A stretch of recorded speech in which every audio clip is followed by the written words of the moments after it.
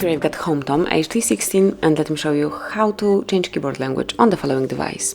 So let's open the messages, and as you can see now we've got English language included, and if you would like to change it to some other, just open the settings, scroll down to the bottom of the list, locate and access language and input,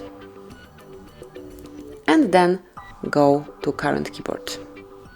As you can see now it's English US, so let me go back, then click on Android keyboard, click on languages and switch off use system language, and here you can pick whichever you would like to apply. So let me choose, for example, we can pick Zulu. Then let's switch English off. Let me go back. As you can see it has been changed. So if we will open the messages right now, it's Zulu right here. Then you can also activate some other language, so let me go back to Android keyboard and we can pick, for example, Arabic, then we will switch Zulu off. Now as you can see it has been switched to Arabic, and if you will open the messages, the keyboard language has been also changed. So that would be all. This is how you can smoothly and easily change keyboard language in your device.